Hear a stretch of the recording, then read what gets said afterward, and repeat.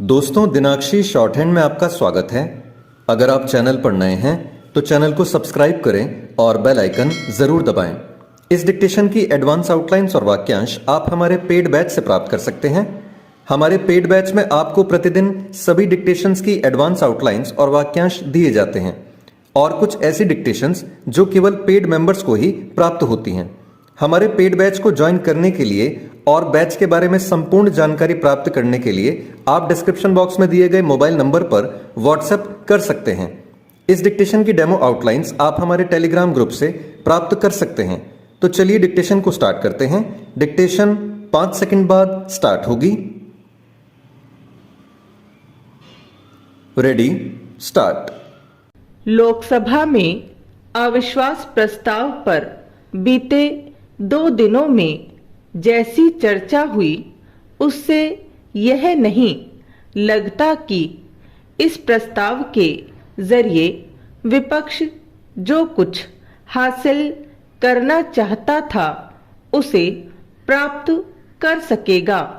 विपक्षी नेताओं ने मणिपुर में हिंसा को लेकर मोदी सरकार को कटघरे में खड़ा करने की हर संभव कोशिश की और इस क्रम में राहुल गांधी ने तो इस राज्य में जो कुछ हो रहा है उस सब के लिए प्रधानमंत्री नरेंद्र मोदी को व्यक्तिगत तौर पर दोषी ठहरा दिया।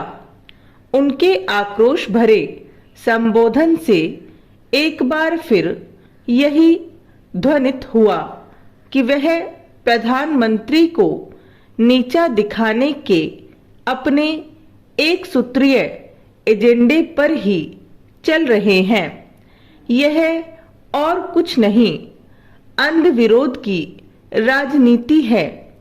राहुल गांधी की माने तो मोदी सरकार ने मणिपुर को जानबूझकर हिंसा की आग में झोंका। यह निष्कर्ष पूरी तौर पर संकीर्ण राजनीति से ही प्रेरित है, क्योंकि कोई भी सरकार ऐसा नहीं करती और कम से कम अपने दल द्वारा शासित राज्य में तो बिल्कुल भी नहीं।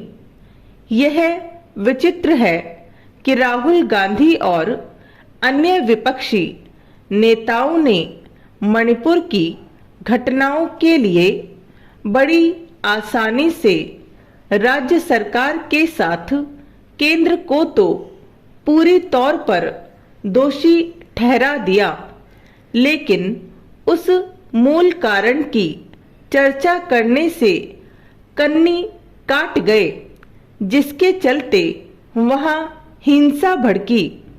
किसी को यह नहीं भूलना चाहिए कि मणिपुर इसलिए हिंसा का शिकार बना क्योंकि हाईकोर्ट ने मैतेई समुदाय को लेकर एक ऐसा निर्णय दिया जो उसे देने का अधिकार ही नहीं था।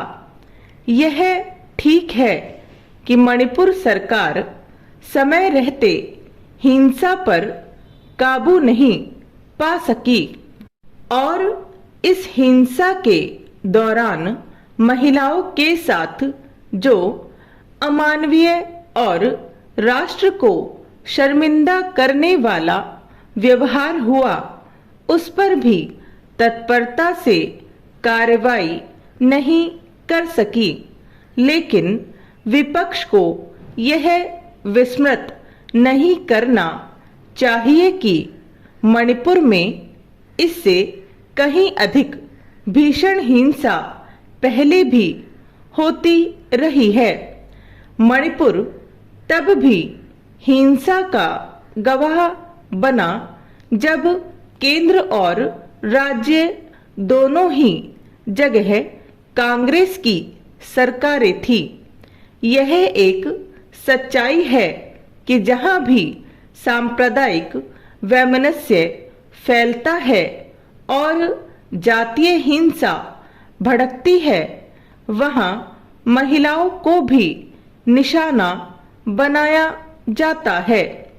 अच्छा होता कि विपक्ष मणिपुर के विषम हालात की चर्चा करते हुए दलगत राजनीति से ऊपर उठकर ऐसे कुछ सुझाव देता जिससे इस राज्य में शांति सद्भाव का वातावरण बनाने में सहायता मिलती।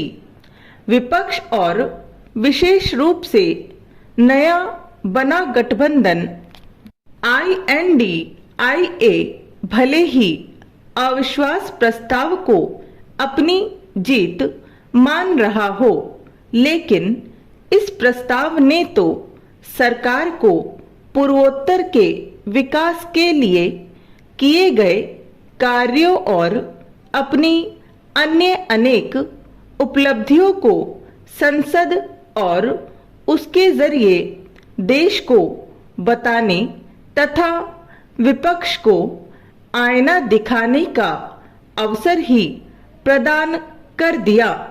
अच्छा हो कि विपक्ष इस पर विचार करे कि उसे इस प्रस्ताव से हासिल क्या हुआ। मणिपुर पर इस तरह की चर्चा तो पहले भी हो सकती थी, लेकिन कोई नहीं जानता कि विपक्ष ने इतने दिनों तक संसद का वक्त क्यों बर्बाद किया।